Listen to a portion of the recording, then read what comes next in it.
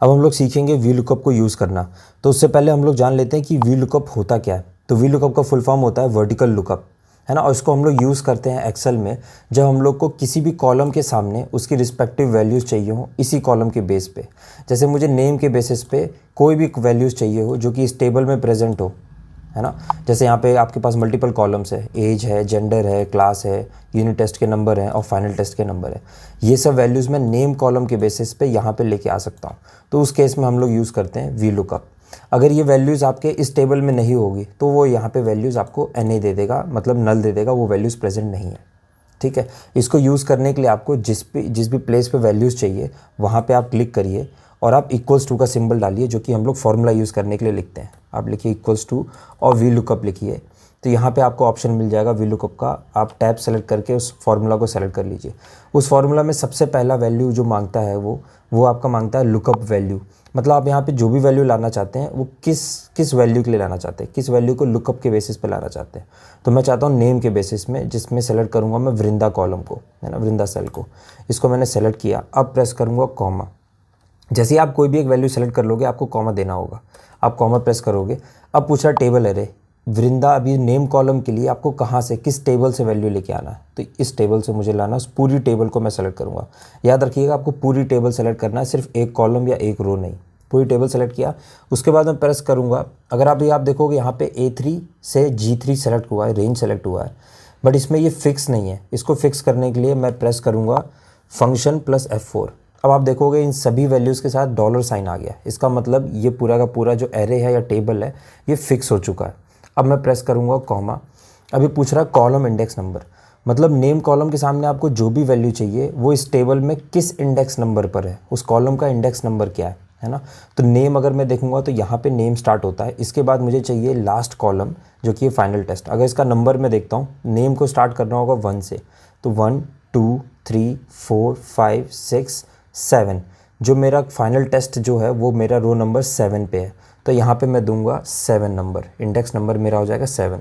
Press करूँगा comma. Last में पूछ रहा आपको अप्रॉक्सीमेट मैच चाहिए या एग्जैक्ट मैच चाहिए। तो मुझे चाहिए एग्जैक्ट मैच, जिसके लिए मैं प्रेस करूँगा 0, या आप फॉल्स भी टाइप कर सकते हो। अब मैं प्रेस करूँगा एंटर। ये स्कोर दे रहा है 98 वृंदा का। एक बार क्रॉस चेक कर लेते हैं। वृंदा का स्कोर यहाँ पे 98 है फाइनल टेस्ट का, जो कि करेक्ट है। अब अगर मुझे बाकी जगह फिल करना है इसके नीचे कॉलम्स के लिए, यहाँ पे सिंपली आप राइट साइड कॉर्नर में जाइए और डबल क्लिक कर दीजिए, वो ऑटोमेटिक बाकी सभी के लिए फिल कर देगा। हम लोग एक के लिए और चेक कर लेते हैं, अभिमन्यु के लिए। अभिमन्यु का स्कोर है 81, जो कि करेक्ट है। एक चीज़ का अब इसमें मैं नोट पॉइंट बताना चाहूँगा, जो कि काफ़ी ज़्यादा यूज़ होता है अगर आप इसको डेटा एनालिसिस में यूज़ करते हैं, है ना। और ये काफ़ी ज़्यादा ट्रिकी हो जाता है काफ़ी टाइम पे, जिससे आपको गलत डेटा मिल जाएगा। जैसे अगर ये नेम रिपीट होते हैं, है ना, क्योंकि ये स्टूडेंट्स के नेम है, किसी क्लास में कोई बच्चे हैं उनके नाम है, ये रिपीट हो सकते हैं, एक नाम के 2 लोग हो सकते हैं, है ना। उस केस में आपको बहुत ज़्यादा मतलब अटेंटिव रहना होगा और ध्यान रखना होगा जो वैल्यूज़ आई है वो करेक्ट आई है कि नहीं। अगर डुप्लीकेट वैल्यूज़ चेक करना है तो उस पूरे कॉलम को मैं सेलेक्ट कर रहा हूँ, कंडीशनल फॉर्मेटिंग में जा रहा हूँ, हाईलाइट सेल्स में डुप्लीकेट वैल्यूज़ को क्लिक कर रहा हूँ, ओके कर दूंगा।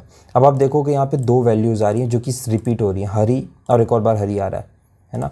मगर ये जो बच्चा है ये है क्लास 10th का, और जो दूसरा हरी है वो है क्लास 6th का, है ना। तो यहाँ पे मैं आपको ये बताना चाहता हूँ कि वी लुकअप में आपको जो भी वैल्यूज़ सबसे पहले मिलेगी, ये ऊपर से मतलब टॉप टू बॉटम जाता है फार्मूला, तो इसमें इसको जो भी वैल्यूज़ पहले मिलेगी उसका वैल्यू आपको ला के दे देगा। तो जैसे हरी, अगर आप देखोगे हरी में यहाँ पे 80 स्कोर है, उसने 80 दे दिया क्योंकि उसको ये सबसे पहले मिल गया। उसके बाद ही जाके दूसरी वैल्यूज़ नहीं ढूंढेगा, भले यहाँ पे हरी 10 बार आ जाए उसको फ़र्क नहीं पड़ता, जो भी इसको सबसे पहला वैल्यू मिल जाएगा वो इसको सेलेक्ट कर लेगा। ठीक है। अभी तो हमारे केस में एक जो डिस्टिंग्विशर है वो है कि एज अलग है बच्चे का और क्लास अलग है, तो उस बेसिस से हम लोग डिस्टिंग्विश कर सकते हैं। अब यहाँ पे आप जो भी वैल्यूज़ देख रहे हैं ये चेंज हो जाएगी अगर इस कॉलम में मैं कोई चेंज करता हूँ। जैसे एग्जांपल मैं दिखाता हूँ आपको, अभिमन्यु का स्कोर 81, अगर मैं इसको कर देता हूँ 95, तो आप देखोगे यहाँ पे भी 95 चेंज हो गया, है ना। अगर इसको मैं कर देता हूँ 100, तो आप देखोगे यहाँ पे भी 100 चेंज हो रहा है ना। तो अभी मैं अंडू कर दे रहा हूँ। इस केस के लिए आप क्या कर सकते हो, अगर आप नहीं चाहते कि वैल्यूज़ चेंज हो, अगर आप चाहते हो तब तो कोई दिक्कत नहीं है, जैसे ये टेबल अपडेट होगी वैसे ही ये भी डेटा अपडेट हो जाएगा।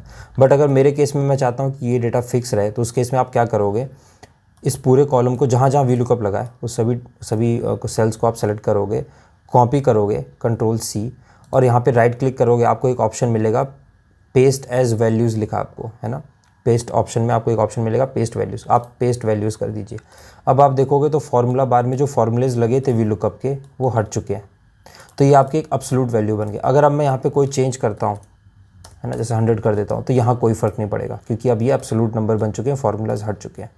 तो आई होप आपको ये वी लुकअप टॉपिक क्लियर हो गया होगा। तो मिलते हैं आपसे नेक्स्ट वीडियो में, तब तक के लिए बाय बाय।